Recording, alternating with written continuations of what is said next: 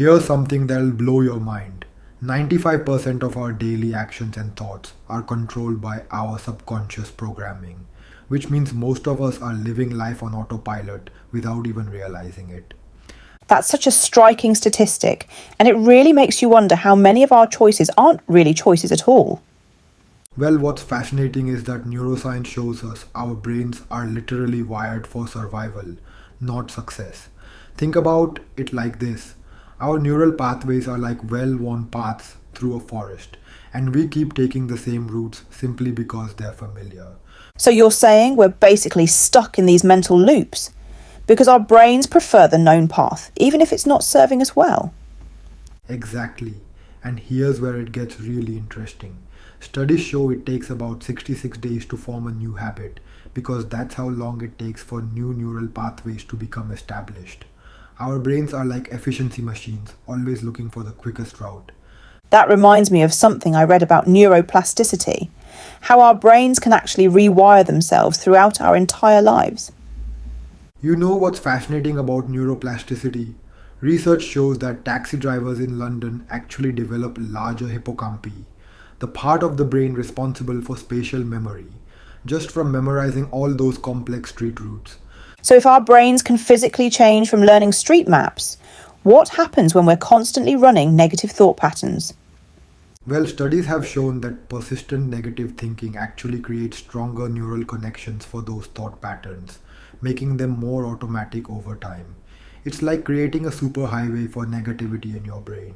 That's pretty sobering when you think about how many negative thoughts most people have on a daily basis.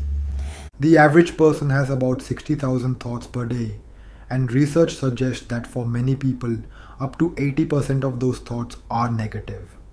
But here's the really interesting part: about 95% of those thoughts are the same ones we had yesterday.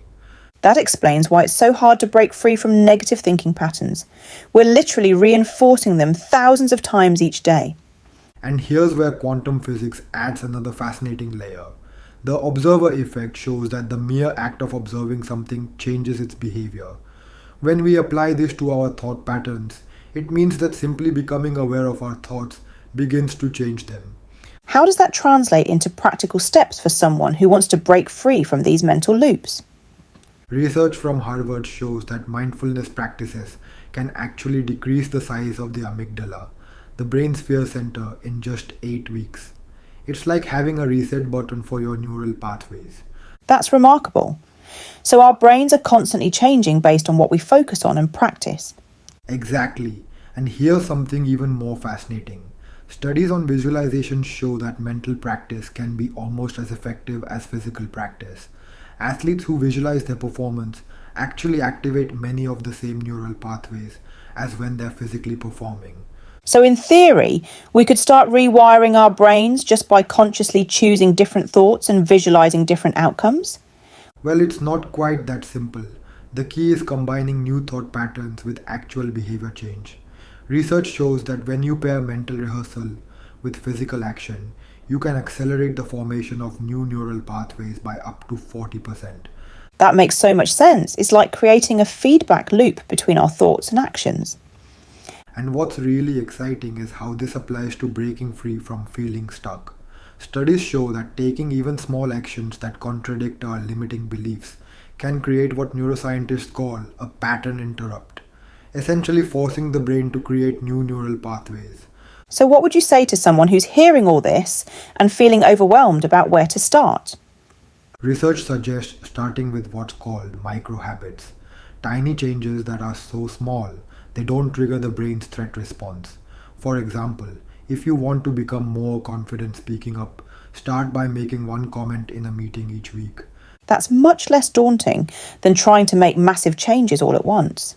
And here's the really encouraging part. Studies on habit formation show that small wins create a cascade effect. Each tiny success releases dopamine, which motivates us to take on slightly bigger challenges. It sounds like we're not really stuck at all. We're just running outdated programming that can be updated. That's exactly right. The science shows us that our brains remain plastic throughout our lives. We're never truly stuck, we're just practicing old patterns. The question is, are we ready to start practicing new ones? That's such a hopeful message for anyone feeling trapped in their current circumstances. Well, it all comes down to this fundamental truth. Your brain is constantly rewiring itself based on your thoughts and actions. Every moment is an opportunity to create new neural pathways and break free from old patterns. The power to change is literally hardwired into our biology.